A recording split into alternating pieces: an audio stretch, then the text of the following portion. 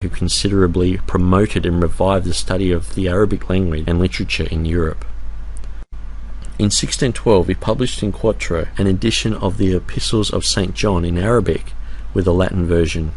He compiled an Arabic lexicon, which is like a dictionary, in 3 volumes, and also began a Persian dictionary.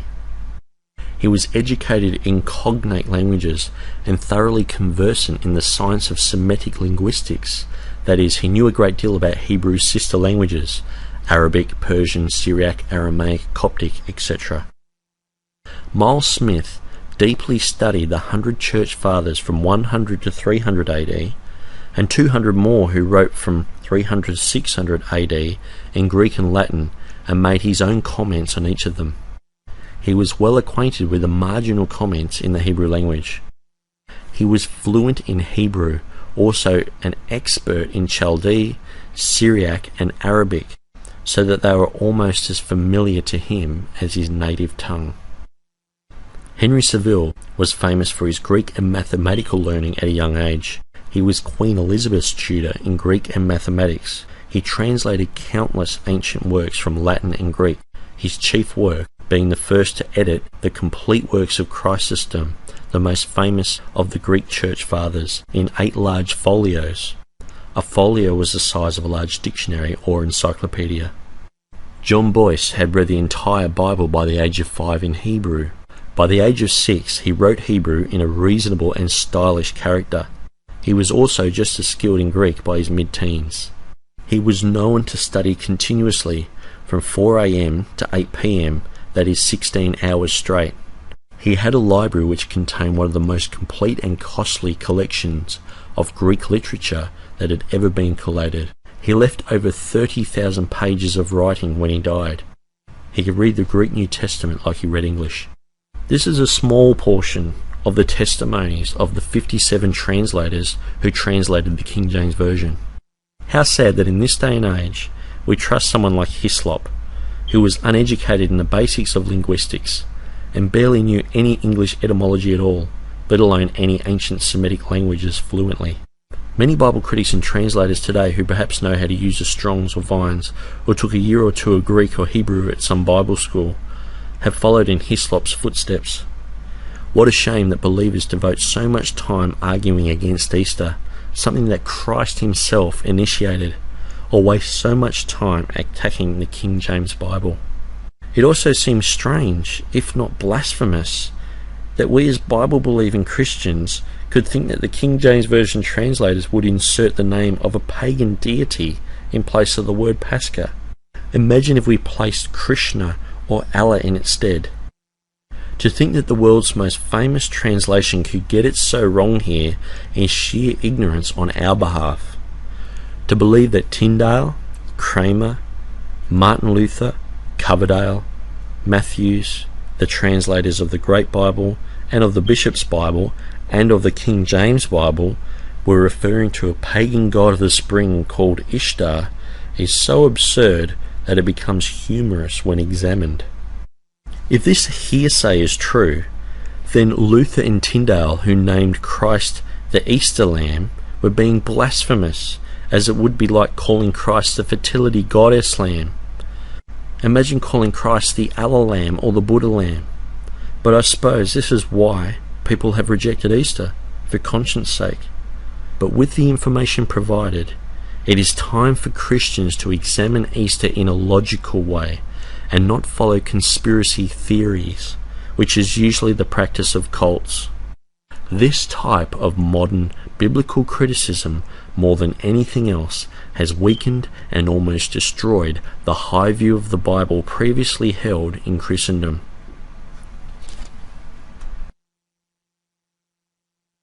The early church never debated whether or not to celebrate Easter, but only debated on which day to celebrate it on.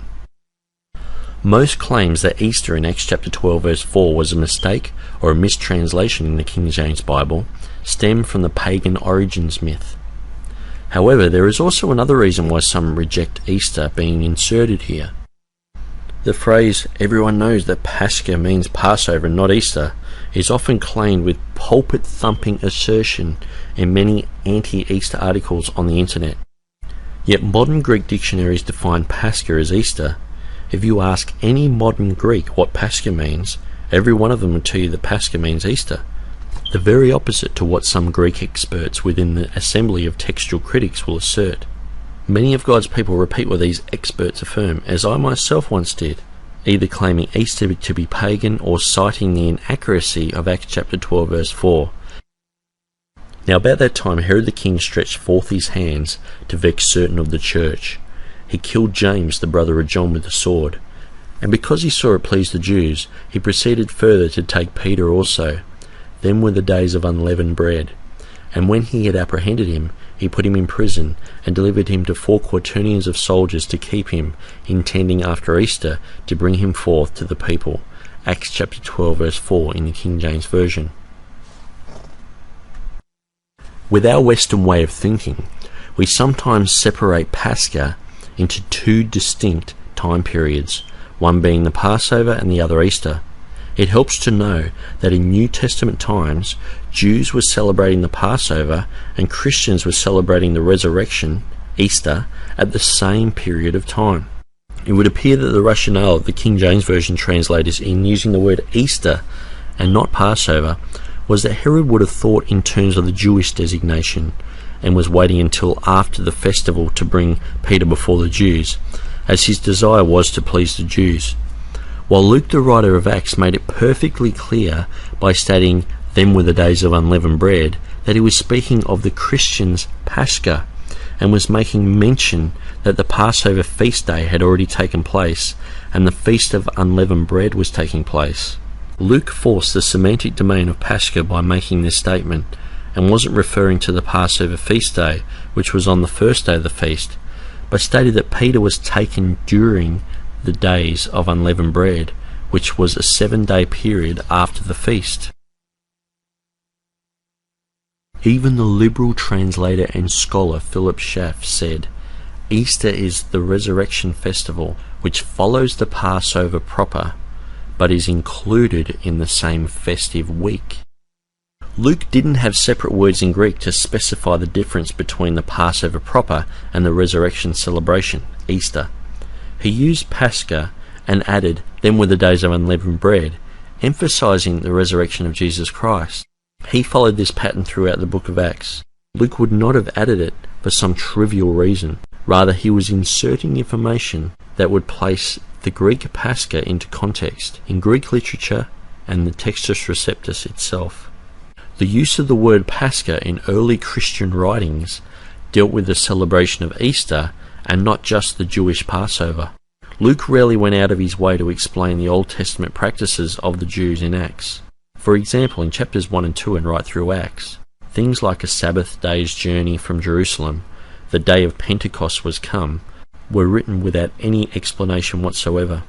So the addition of the words, "Then were the days of unleavened bread," indicate that there was something that Luke wanted the readers to know about the particular chronology of the occurrence of the 12th chapter of Acts.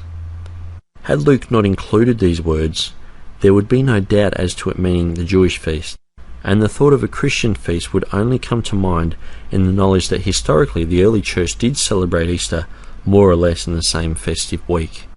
Also, it would not have been necessary to make any distinction at all, as the King James Version translators did. But the fact remains that Luke did mention it, and the very learned King James translators did see this insertion vital to explain the context correctly. The King James Version translators were well aware that Tyndale changed many of the references from Easter to Passover in his editions of the New Testament after he invented the word Passover, and also how Pascha was used for both Easter and Passover in early church literature. Yet they were also especially familiar with the disputations about Easter in the first few centuries of Christianity. Dr. G.W.H. Lampe has correctly stated, Pascha came to mean Easter in the early church. Dr. Lampe lists several rules and observances by Christians in celebration of their Pascha or Easter. He also points to various Greek words such as Paskazo or Paskalua that came to mean celebrate Easter and Eastertide. Likewise, Dr. Gerald Kittle notes,